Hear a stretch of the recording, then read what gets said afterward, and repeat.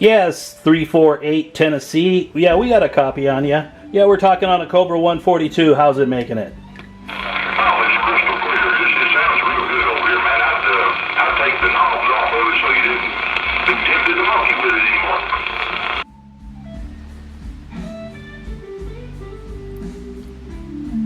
So, how many of you have ever had a Lafayette Telsat 25?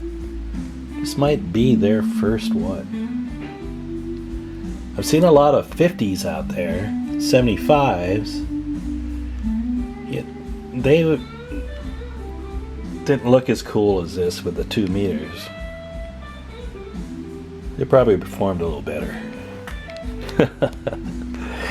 Hey, let's talk about this guy. I'll show you what technology looked like in 1965. All right. Now check this out. This is a main transformer. It's actually kind of modern looking. I use this one back here for the switching transistors for the DC step up. Here's all these crystals. Yeah, they took a bank of 6 and a bank of 4 to get 24 channels, 23 minus 1, right? And there's some extra crystals in there for sideband offsets. And it looks like this one's not stock. Looks like this is the one that was added to have channel 1 through 4 is now channel 36 through 40.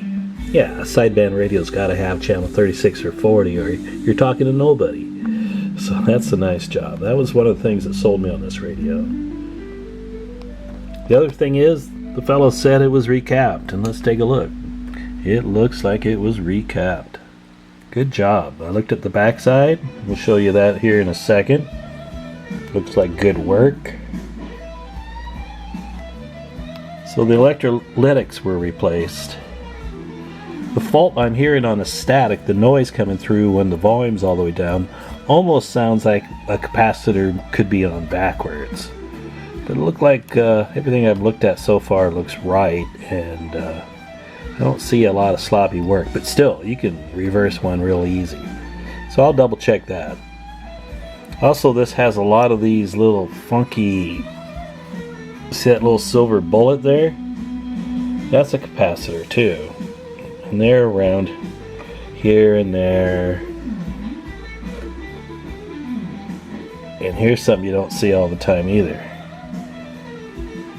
Where are they? There's one down there. See a little white circle? A ceramic top transistor. Yeah, they got one. Here's one. I thought it was a FET at first, but it says base collector emitter, so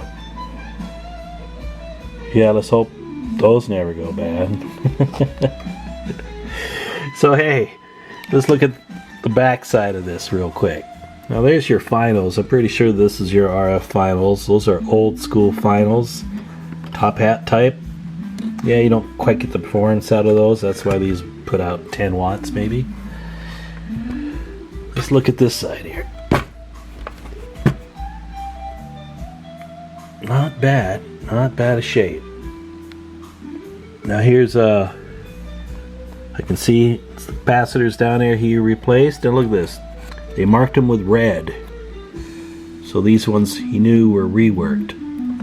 I guess that was an approach to get through the whole chain and make sure you knew where you were, because that's half the battle, is trying to make sure you unsolder the right spot.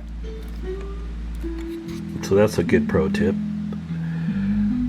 And over here, yeah, this looks like part of a preamp, maybe a power supply there too. I don't know. So yeah, we're gonna dive into this a little bit, but again, it's not my expertise.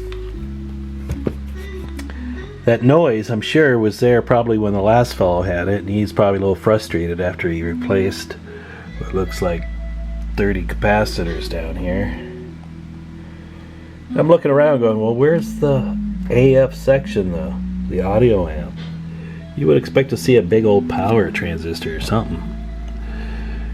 Not quite seeing it, but what looks like over here to me, this looks like audio. Okay, I see. If that noise is not coming from a capacitor, which it's looking like it's not because they replaced them all, right?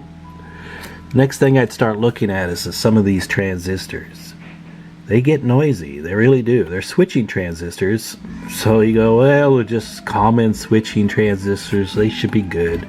Well, down here I'm seeing these are 2SC 945s, real common switching transistors, okay?